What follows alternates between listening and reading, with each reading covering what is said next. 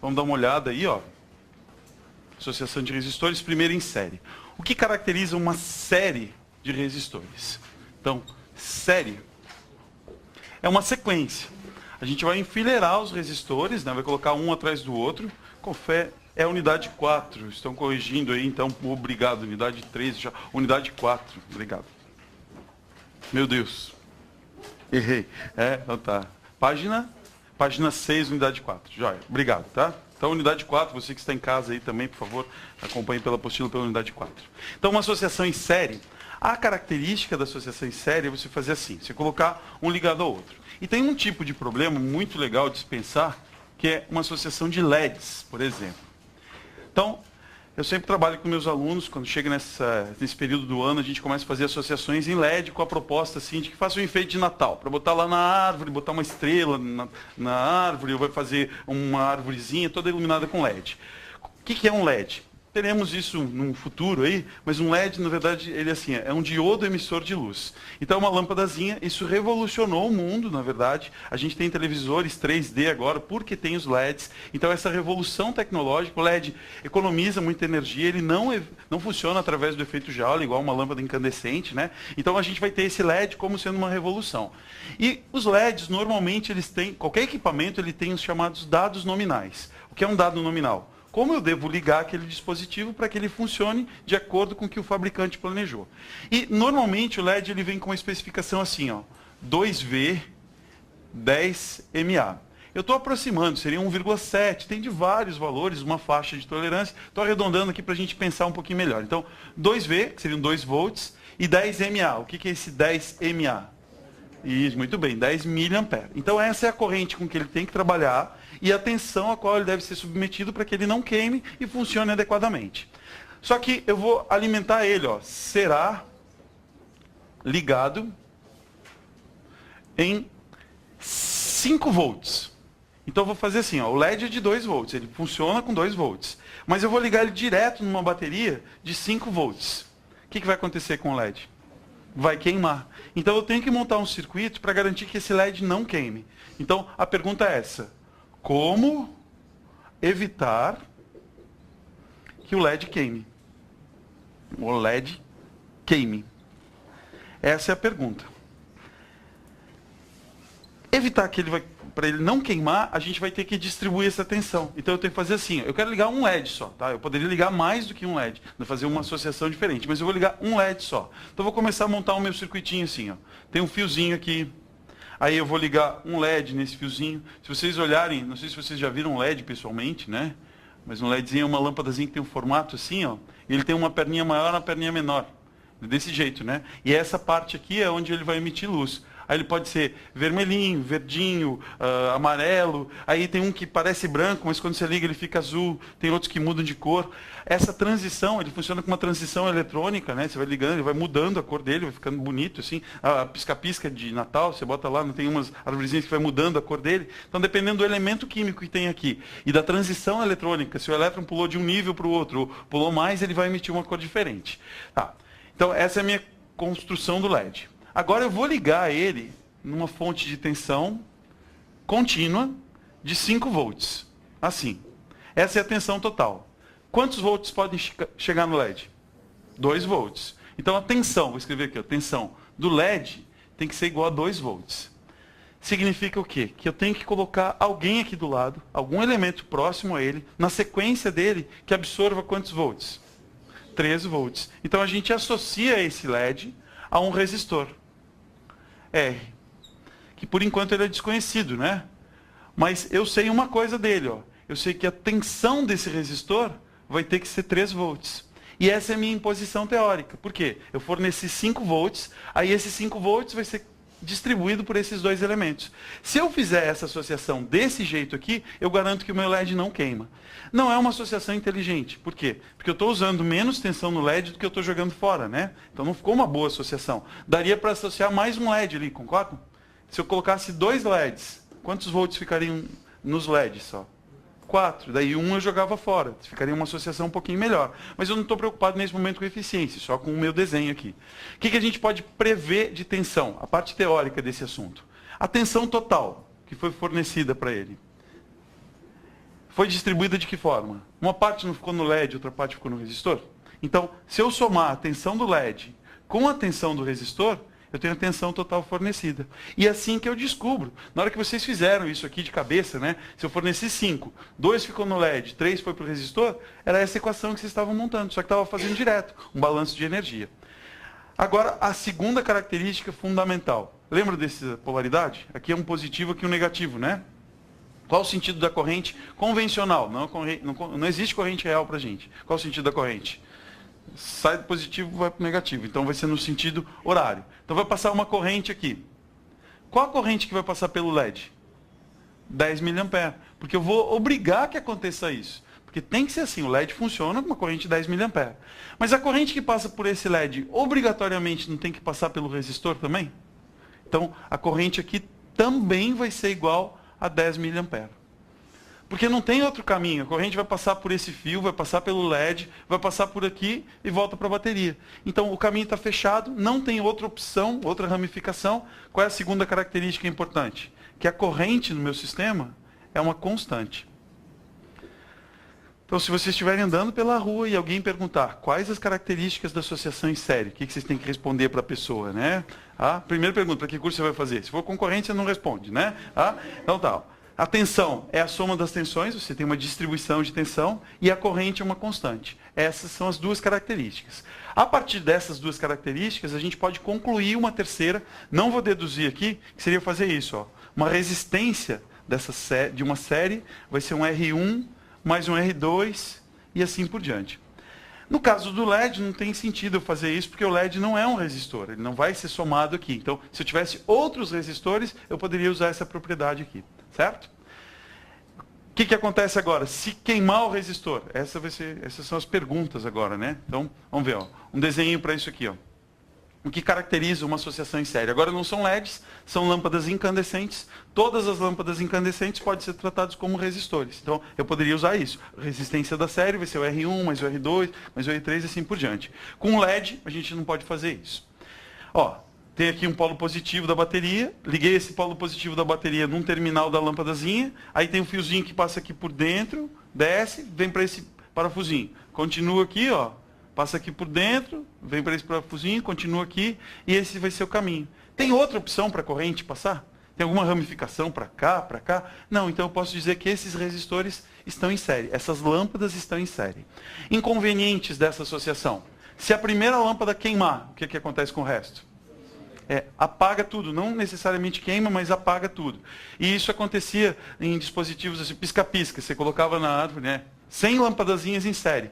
Era boa a montagem, porque você colocava as lâmpadas com pouco fio. Você tinha um fiozinho só que ligava tudo e pronto. O problema é que queimava uma lâmpada, as 100 apagavam. E aí quando que você descobre que ela queimou? Quando você pendurou na casa. Acabei de pendurar na minha casa as lâmpadazinhas, não acendeu nada. O que você faz daí? Pega uma que você sabe que está boa e vai trocando. Uma por uma. 100 lâmpadazinhas você tem que trocar, não tem outra forma. A não ser que já apareça uma lá que queimou, está preta, e você sabe isso. Hoje em dia, os pisca-piscas eles já são diferentes. Tem aquele que parece uma mangueira, né? Então aquela mangueira é uma outra ligação, pode queimar uma lâmpada, as outras continuam acesas. Existem pisca-piscas que são de ramos de 10 em 10. Então, de 10 em 10 lâmpadazinhas, tem mais fio, ele vai ficando todo emaranhado, assim, não é? Todo inosado. Aí você tem umas estrelinhas lá, aí você vai tirar o fio, enrosca tudo, mas eles são de 10 em 10. Aí se queimar uma lâmpadazinha, aquele ramo apaga, o restante continua aceso. Então, assim, isso aqui é próximo do real, né? É o que está acontecendo. Agora, a gente tem os desenhos didáticos aqui. Eu picotei também da apostila. Ó. Então, aqui eu tenho o resistor R1, resistor R2, resistor R3, as tensões, o 1, o 2, o 3 e a corrente que está acontecendo. Importante que vocês gravem isso. Ó. Numa associação em série, a corrente é constante e a tensão ela vai dividir. Eu já vou usar isso daqui a pouco para a gente fazer uma montagem mista, né, das coisas. Certo? Então, beleza. O outro tipo de associação importante é a associação em paralelo. O que é uma associação em paralelo?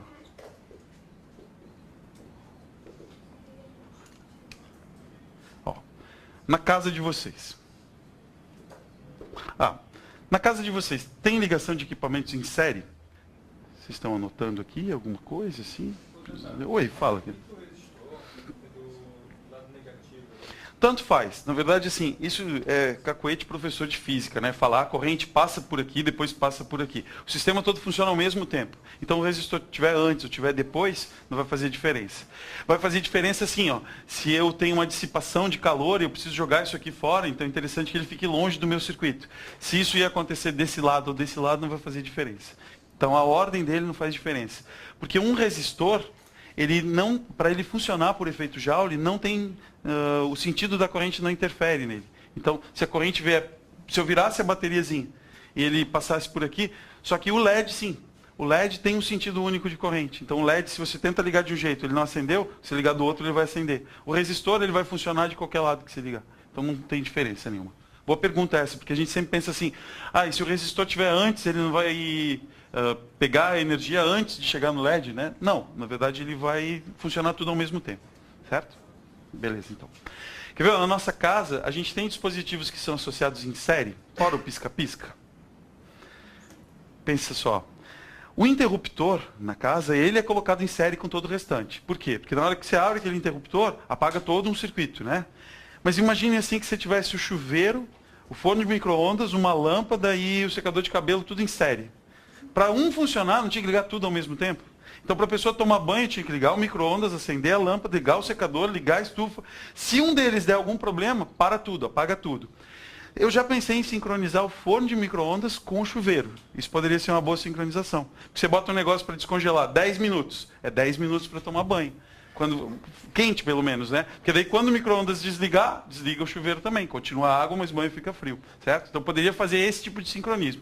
Não ia funcionar, porque na associação em série a gente divide a tensão. Aí o chuveiro ele precisava de 220 volts para funcionar. Se eu colocar ele em série com um forno, pode ser que eu queime o forno, porque a corrente vai ficar em excesso, né, para o chuveiro, e vai ter uma divisão de tensão. Aí o chuveiro não vai funcionar de uma maneira eficiente. Então, não é uma boa ligação em série na nossa casa. Certo? A gente faz uma ligação em paralelo. E a ideia, quer ver? Olha que maçaroca que vai ficando. Imagina que eu tenho aqui um chuveiro. A fixação de novo com o chuveiro, né? Eu só uma observação nessa aula, o professor Marcelo está me devendo muito. Mas eu tive já uma ideia aqui, um jovem já me deu uma ideia, né? Que o professor Marcelo ele tem fixação pelos meus pelos, né? Só por causa da orelha dele. Então ele tem fixação, né? Então tá aqui o chuveiro, aí tem uma lâmpadazinha, porque o professor Marcelo não gosta de chuveiro. Aqui, e tem um forno elétrico. Esse forno elétrico aqui, eu não podia ser um forno de micro-ondas para fazer os desenhos que eu vou fazer. Por quê? Porque o forno de micro-ondas não é um resistor, né? Agora, uma lâmpada incandescente é um resistor, o chuveiro é resistor e o forno elétrico é um resistor. Então, eu vou poder juntar isso num desenho só. Agora aqui, eu vou ter uma tomada, e essa tomada é uma tomada de 220 volts. A gente não enxerga a ligação de todos eles, a gente enxerga não enxerga os fios do chuveiro, por exemplo, né? Mas a gente tem a ligação assim, ó. Sai um fiozinho do chuveiro, que vai ligar nesse ponto aqui, e sai um outro fiozinho do chuveiro, que vai ligar aqui. Agora do forno elétrico. O forno a gente até consegue enxergar aquele plugzinho, né, que tem 2 pininhos. Então, um pininho vai ligar aqui, e o outro pininho vai ligar aqui. Para ligar o chuveiro, precisava ligar o forno? Não, está separado um do outro, né? A lâmpada, a mesma coisa, ó. Vai ser um fiozinho aqui, aí a anotação que se usa é dar uma voltinha assim, ó. Essa voltinha indica que não está cruzando um fio com o outro, está passando por cima um do outro. E eu tenho o outro fiozinho saindo dela, ó, chegando desse lado. Pronto, ó. Todos os equipamentos estão ligados na mesma tomada. Podia botar um T aqui, né? Vai pegar fogo a casa. O T, ele não é um dispositivo autorizado, licenciado, apesar de ter fala, cara. Eu já vi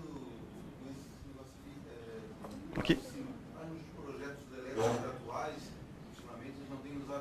Não está mais usando isso? Não sabia. Então, minha formação não passa direto, já cruza e a pessoa já sabe que aquilo ali não é para encostar. Uma boa informação essa sua aí, né? Vou me atualizar então nos projetos elétricos, né? Tá certo. Qual curso que se aprende os projetos? Quem faz eletrotécnica, por exemplo, faz um curso técnico, vai aprender essas notações. Isso vai mudando sempre, mas obrigado pela sua dica. Então eu vou deixar assim, né? Porque eu sou uma pessoa mais antiquada, eu vou deixar assim nesse momento, mas valeu a dica, tá? Agora eu vou fazer assim, ó. Se eu pegar isso aqui Apagar a lâmpada, precisa apagar o chuveiro? Não. Mas imagine agora que se eu começar a usar uma representação desse jeito aqui e eu ligar mais 10 equipamentos, como vai ficar? Você não enxerga mais nada. Você vai ficar uma cama de gato aqui, um monte de fio trançando um no outro, você não vai mais enxergar. Então, quando se usa esquemas em física, é justamente para facilitar a visualização. Então, uma associação em paralelo, ó, tá ali a corrente é constante, tal. Associação em paralelo, a gente pode ter um desenho assim, ó. Esse é um desenho ainda está humanizado, por quê? Porque eu tenho a bateriazinha, tem um polo positivo aqui.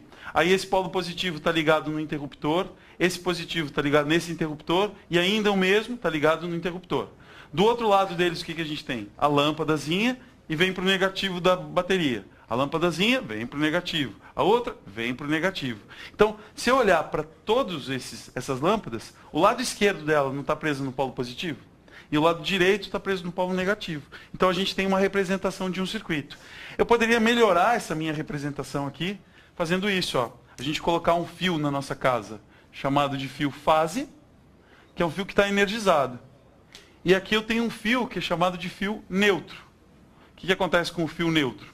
Nesse momento, ele não está energizado. Então, se eu colocar meu dedo aqui, eu não levo choque. Se eu colocar meu dedo aqui, pode ser que eu leve choque? Pode ser que eu leve choque. Porque se eu estiver isolado, eu não vou levar o choque. Ou se eu estiver usando uma caneta de plástico, botar aqui, não vai levar choque. Mas a chance aumentou, certo? Agora, eu ligo os equipamentos entre o fio fase e o fio neutro. Aqui no meio, ó, eu coloco um chuveiro. Aqui eu coloco um forno elétrico e aqui eu coloco uma lâmpada. É assim. Então, isso aqui começa a formar um esqueminha elétrico, assim, né? Ainda tem um terceiro fio que eu não estou desenhando nesse momento, que seria um fio terra. Tem que passar mais um fio aqui, um terra do bem, assim, né? Que daí é para garantir que não vai ter excesso de tensão no meu equipamento, para evitar que ele queime. Então, esse fio terra teria mais um terceiro ponto que eu não estou representando aqui. Qual a diferença de potencial entre esse fio e esse fio, na nossa residência aqui? 220 volts. Se for num lugar que a tensão é 110, vai ser 110 volts. Se você pegar uma empresa lá que usa uma instalação trifásica, é outro arranjo, e daí você vai ter uma diferença de tensão lá de 380 volts trifásico. Então, são outros arranjos. O que a gente pode dizer dos três equipamentos? Eles estão ligados em quantos volts cada um? 220. Então agora, ó, nessa associação, a tensão vai ser uma constante. Todos os equipamentos estão submetidos à mesma tensão. Em série, qual era o resultado? Todos estavam submetidos a uma mesma corrente, né? Então agora todos na mesma tensão. Vamos ver aqui agora. Cada equipamento, numa linguagem de eletricista, ele vai dizer assim, ó, cada equipamento puxa a sua corrente, quanto ele precisa para funcionar. Então, digamos que o chuveiro é um bandido na casa, né? Ele consome muita energia. Ele tem uma corrente lá de 20 amperes. Aí o forno elétrico vai ter uma corrente que eu estou usando nesse momento de 10 amperes. Dependendo da chavezinha onde eu botei, né? Lâmpadazinha, eu vou botar um valor aqui pequeno, ainda está grande esse valor, mas 0,5 ampere. Então olha o que aconteceu. O chuveiro está consumindo 20, a lâmpada está consumindo 10 ampere, e o forno consumindo 10, e a lâmpada consumindo 0,5. Qual a corrente total que tem que passar lá em cima para que esses dispositivos funcionem? Isso, somar essa corrente com essa e com essa. Então a corrente total do meu circuito vai ser 30,5 ampere. Qual a conclusão da corrente agora? A corrente total. Depende de cada equipamento, mas o total não vai ser a soma das correntes? 1 mais 1,2 e assim por diante. A gente vai somar todas elas. Então, essas são as características fundamentais. Se vocês olharem, dá o contrário da associação em série, né? Em série, a corrente é constante e a tensão divide. Em paralelo, a tensão é constante e a corrente divide. Certo? Não vou deduzir a fórmula a partir da relação assim, ó. Lembra que V igual a RI? Então, se eu isolasse o R aqui, o I aqui nessa equação, botava V sobre R em cada termo, sobra uma equação para calcular a resistência em paralelo. Que é isso aqui, ó. 1 sobre RP é igual a 1 sobre R1, mais 1 sobre R2, e assim por diante. Então, o que vocês precisam saber, assim, que para calcular em série, soma tudo. Para calcular em paralelo, tem uma fórmula que resolve isso. Já vamos ver um macetezinho que pode ser usado, mas macete é macete, né? Se você lembrou dele, que bom, se não, tem essa equação aqui dada nos vestibulares. Um desenho desumano ali, que seria, ó, tem aqui um polo positivo, um polo negativo, a corrente vem aqui. Quando chega nesse pontinho, o que acontece com a corrente? Divide em 3 pedaços. Ela vai dividir em 3 partes, quando chegar do outro lado, não volta a ser a corrente original? então a gente diz que eles estão em paralelo. Mas reparem só, lá está um do ladinho do outro, está em paralelo. Aqui está um do ladinho do outro, está em paralelo. Mas não é isso que define, porque aqui não tinha relação geométrica nenhuma entre eles. O que define ser paralelo é que todos estão ligados numa mesma tensão. Certo? Então, as conclusões importantes são essas aqui. Ó. A tensão vai ser constante e a resistência em paralelo é a soma dos inversos. Joia? Agora, um macete aqui para resolver isso. Para dois resistores, ó.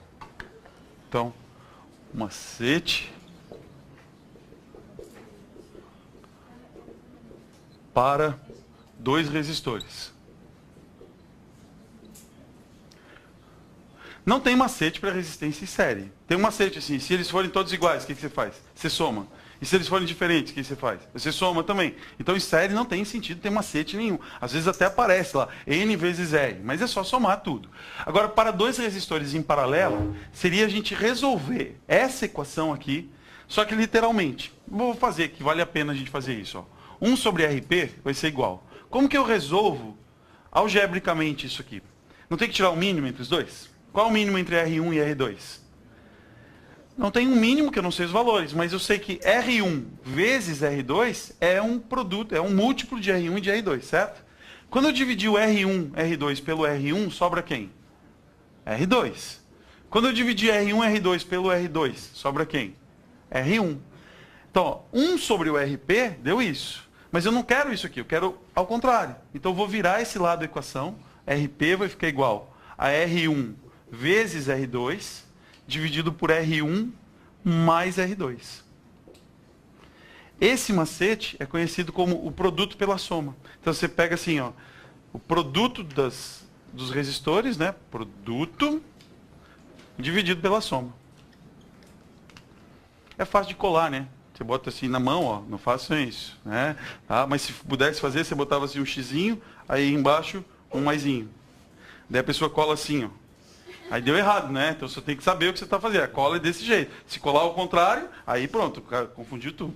E se forem 3 resistores, o que você faz? Não tem um macete para 3. Porque daí o macete ia ficar pior do que a equação. Que ia ficar assim em cima, ó. R1, R2, R3. E embaixo ia ficar...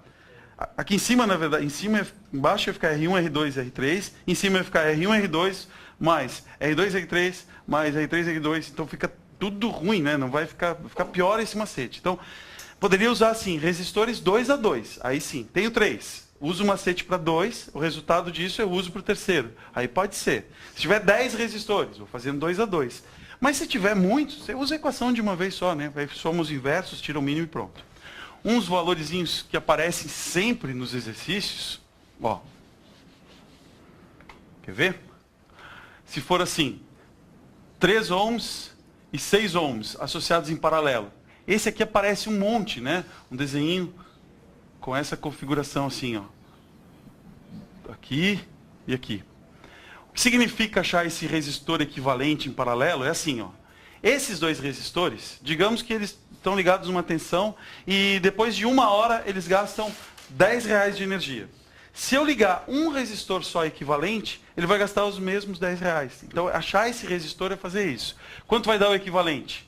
A gente vai usar um macete, ó. Resistência em paralelo é fazer o produto, 3 vezes 6, dividido por 3 mais 6. Então essa resistência em paralelo vai dar quanto? 3 vezes 6? 18. Dividido por 9. Resistência em paralelo, 2 ohms. Quer ver? Eu vou fazer mais um. Seria o mesmo desenho, só que se fosse assim, ó, 4 ohms e 12 ohms. Como vai ficar a resistência em paralelo? RP vai ser 4 vezes 12, dividido por 4 mais 12. Resistência em paralelo, ó, 4 vezes 12 dá 48, dividido por 16, vai dar 3 ohms. Então, dois resistores, um de 3 e um de 6, ligados por 1 hora, gastam o mesmo tanto de energia que um resistor de 2 ohms ligado pela mesma hora. Um resistor de 4 e um de 12, em paralelo, ligado por 1 hora, gasta o mesmo tanto que um resistor de 3 ohms sozinho, certo? Quer ver só mais um aqui, ó? Se fosse 10 ohms e 40 ohms. Ó, esse dividido por esse deu quanto? 2. Esse dividido por esse deu quanto? 3. Quanto vai dar esse aqui então? Não vai dar 4. Não vai dar 4, porque daí a pessoa ela começa a se empolgar, começa a se emocionar e criar macetes por conta própria, né? Porque sempre que eu dividi deu igual. Sempre que você dividiu deu igual, mas estava fazendo coisa errada. Calma agora, né? Vou ficar berrando aqui no microfone. Amigos, não pode. O macete parou aqui. Agora eu tenho que fazer o produto pela soma, porque a pessoa perde a razão, né? Ó, vai ser 10 vezes 40 dividido por 10 mais 40. É isso aqui, ó. Resistência em paralelo vai ficar 400 dividido por 50, que vai dar 8 ohms. Ah, então era só fazer e multiplicar por 2 daí. A pessoa cria mais uma... Não tem macete sobre isso. Acabou o macete no produto pela soma, tá? Por favor, então. Tem mais um macetezinho, um tiquinho assim, bem pequenininho, que são para resistores iguais. Só antes, eu fiz essas continhas para vocês observarem aqui, ó. Eu tinha um de 3 e um de 6. O resultado deu 2. Eu tinha um de 4 e um de 12, o resultado deu 3. 10 e 40, o resultado deu 8. Não está dando sempre um resultado menor do que os resistores que eu tenho? Então isso sim, isso é uma conclusão importante. Que o resistor equivalente de uma associação em paralelo, ele é sempre menor que a menor resistência. Então, eu tenho R1 e R2 em paralelo. A resistência em paralelo vai ser menor que o R1 e a resistência em paralelo vai ser menor que o R2. Se eu tiver dois resistores, por exemplo, ó, de 1 ohm e 1000 ohms associados em paralelo, não vou fazer a conta, mas eu sei que o resultado disso vai ser quanto? Menor do que 1. Então, isso é uma informação útil para dizer assim, ó, resistores foram associados de tal forma que o resultado da associação diminuiu o valor da resistência. Aí você sabe, essa associação é em paralelo. A associação em série, ela faz o quê? Ela aumenta o valor da resistência, certo? Tá jóia. Tem uma questãozinha só para a gente pensar aqui. Ó, ali estava o macete, né? E uma questãozinha aqui, ó. É da apostila de vocês também. É a primeira questão dessa unidade. Ó. Num circuito elétrico, dois resistores cujas resistências são R1 e R2, com R1 maior do que R2. Então, vou desenhar aqui para vocês enxergarem assim, ó, o R1 e o R2. Relacionando o comprimento ao valor da resistência. Chamando de I1 e I2 as correntes, que atravessam de V1 e V2 as tensões, o que a gente pode dizer das duas correntes e das duas tensões? Eles não estão em série? Então o que dá para dizer do I1 e do I2? São iguais. Beleza. E o que dá para dizer do V1 e do V2? Quer ver? Lembra que V igual a RI? A corrente é a mesma. Então a tensão é proporcional a quem? A resistência. Onde tiver maior resistência, tem que ter mais tensão. Porque onde tem mais resistência, eu tenho que ter mais tensão para poder ter a mesma corrente. Então o V1 tem que ser maior do que o V2. Porque o R1 era maior do que o R2. Foi isso que ele falou na questão. Uma questão singela, simplesinha, mas teoricamente ela é muito importante. Tá ok? Pessoas, é isso então. Até o nosso próximo encontro. E a gente avança com os circuitos, né? Tá certo? Bom, essa frente toda. Se vocês entenderem os circuitos, eu vou ficar bem feliz. Beleza? Fechou então.